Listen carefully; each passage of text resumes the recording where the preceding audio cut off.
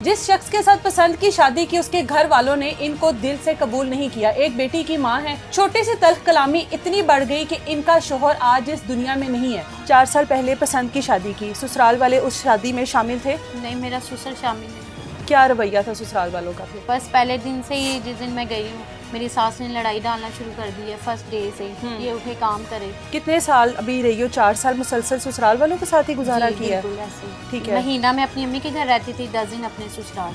क्या तल्ख कलामी हुई और किस तरह से आज आपके शोहर इस दुनिया में नहीं है? वो गाड़ी वाला उतर के आया, उसने गन निकाली है, एक लड़के को परतानी है, तो उतनी देर में मेरे हस्बैंड शॉप से भागे हैं बाहर। वो किसी के घर काम करता था, नौकर था उनका। अच्छा। जिस लड़के ने मारा है। अच्छा, एक नौकर के अंदर इतनी बदमाशी थी और इतनी पावर थी कि उसने मार दिया। ससुराल वालों की तरफ से क्या रवैया, क्या चाहते हैं कि जिन्होंने मारा है, पुलिस ने कार्रवाई की, उनको पकड़ा, अब क्या चाहते हैं कि वो माफ कर दिया जाए उनको? हाँ, वो चाहते हैं कि केस का रुख ही बदला जाए। मतलब आपको टारगेट करना चाह रहे हैं? मुझे टारगेट करना चाह रहे हैं मेरे भांजे के थ्रू।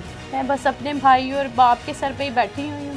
मेरी बेटी जब मेरे से किसी चीज़ का तकाजा करती है तो मैं रोती हूँ, मैं रातों को उठ के रोती हूँ। मैं देखती हूँ उनकी गाड़ी कोई और लेके चला रहा है, उनकी शॉप उनके वालिद चला रहे हैं, लड़के चला रहे हैं, और मेरी बेटी तरस रही है। मैं सिर्फ अल्लाह के आगे ऐसे झोली उठा के दुआ मांग। नए साल की खुशियां एक घर में किस तरह से मातम में तब्दील हुई, ये खातून मेरे साथ मौजूद है जिसने पसंद की शादी की। जिस शख्स के साथ पसंद की शादी की उसके घर वालों ने इनको दिल से कबूल नहीं किया। एक बेटी की मां है।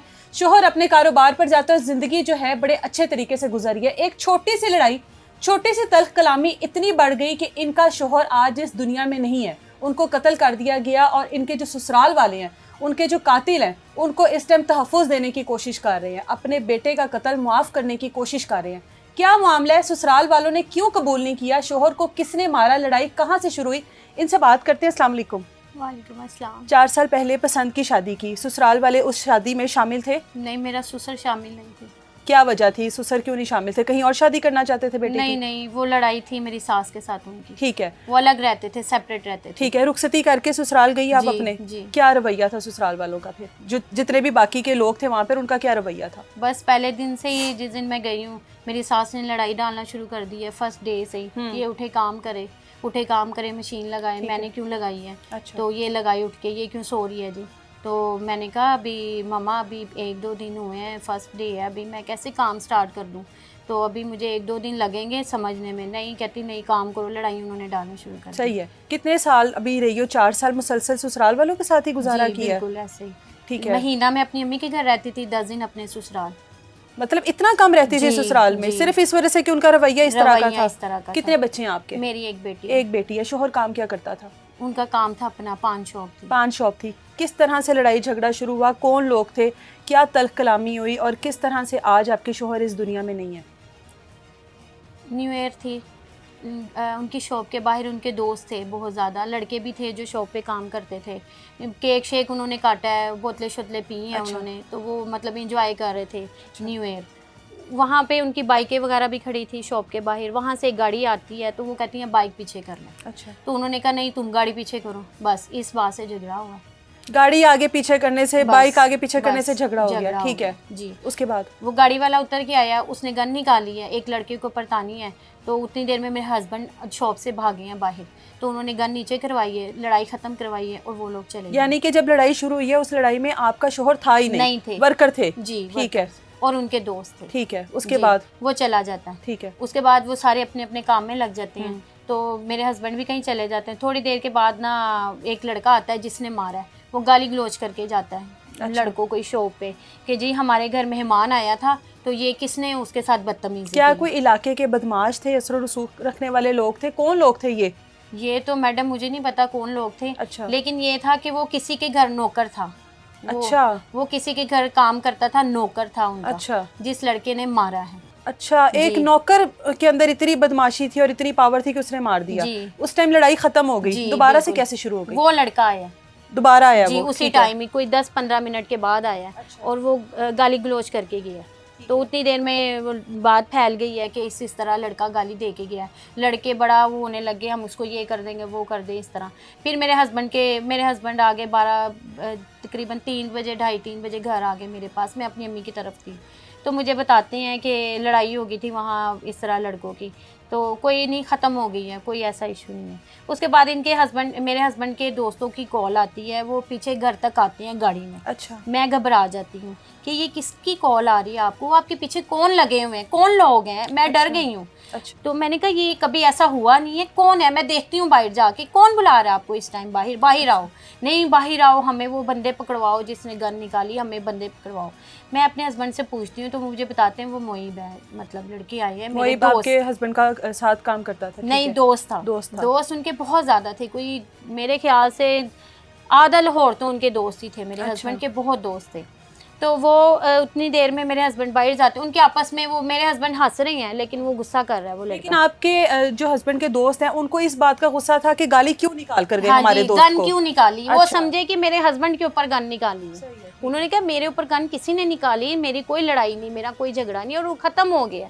और मुझे क्या पता वो कहाँ चला गया, वो कौन था, कहाँ से आया है, बस उसने गाड़ी वाला था, वो चला गया, बात मतलब खत्म हो गई। गई। लेकिन उन्होंने बात को बहुत ज्यादा मतलब उनके ज़हन में ये डाली कि नहीं जी, बढ़ावा दिया उनके दोस्तों। दोबारा वो लड़का सामने आया जी, नेक्स्ट डे सामने आया जी, नेक्स्ट डे सामने आया तो मेरे हस्बैंड उसको पूछने चले गए कि भाई तुमने क्यों गाली गलौज की, वो तो चला गया गाड़ी वाला, खत्म हो गई, तुम कौन हो? अच्छा। तुम क्या लगते हो, तुमने गाली गलौज की? वो आगे से मेरे हस्बैंड से कहने लगे तुम कौन होते हो, तुम कौन हो? मैं गन निकाल ली। उनको पता ही नहीं था कि उसके पास गन है, मैं मार दूंगा। तो बस फिर उसने ऐसे करके गन निकाली और उसने चला दी। कितने दिन तक शोहर जिंदा रहा? मेरे हस्बैंड 2 दिन आईसीयू में रहे। आपके साथ कोई बात की हो उसके बाद, आपको कुछ बताया हो इस बारे में?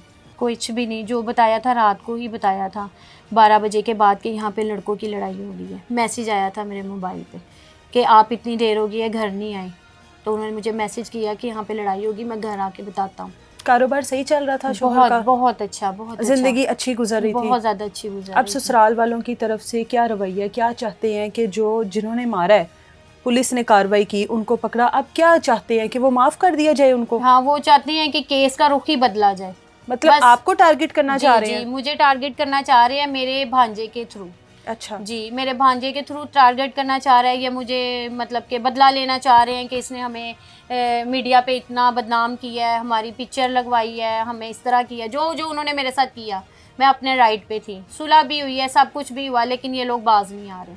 मुझे परेशान, ये मुझे बेसिकली मुझे परेशान करना चाहते हैं। बेटी जो है आपके पास, जाहिर है उनके औलाद है, उनकी नस्ल है, कभी मिलने की कोशिश की हो, अब 3-4 माह का टाइम गुजर गया है, बेटी को मिले हो, कोई ख़र्चा दिया हो, जाहिर है आपके शोहर का कारोबार है जिसको अब उन लोगों ने संभाला हुआ है, आपका उसके ऊपर मुकम्मल हक है, उस बेटी का उसके ऊपर मुकम्मल हक है, कभी पूछा हो, आपको कोई ख़र्चा दिया हो? कभी भी नहीं, 3-4 माह से कभी भी नहीं। मेरे वालिद कर रहे हैं, मेरे वालिद को आंखों से नज़र नहीं आता।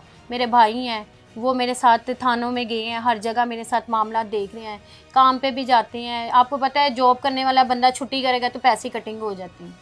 वो मेरे पीछे भी भाग रहे हैं, बच्ची को भी वो कर रहे हैं, उसकी लुक आफ्टर कर रहे हैं। अब आगे से इनका ये नया है कि उसको बस मुजरिम को छुड़वा दें किसी तरीके से, केस को वीक करना चाह रहे हैं। और आप चाहती हो कि आपका जो शोहर है उसको इंसाफ मिले, बिल्कुल, उसका जो कातिल है उनको माफ ना किया जाए, इस किस्म की कोई डील ना की जाए आपस में, पैसों का जो भी जाहिर है आपको पेशकश मिली होगी कि इतने पैसे लेकर मामला रफा दफा कर दो। नहीं, वो आपस में खुद ही सारा ये मामला, आपका कोई अमल दखल नहीं होने दे रहे केस में।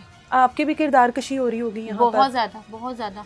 इवन कि अगर मुझे इन्होंने मदई भी नहीं बनाया, मैंने इस पे भी नहीं इशू उठाया, मैंने कहा ठीक है जो भी मदई बन गया बन जाए, लेकिन इंसाफ चाहिए मुझे। बेटी जो है अब जाहिर है बाप को याद कर रही होगी, बेटी उम्र और ख्वाहिशात भी करती होगी, किस तरह से पूरा कर रही है? मैं बस अपने भाई और बाप के सर पे ही बैठी हुई हूँ।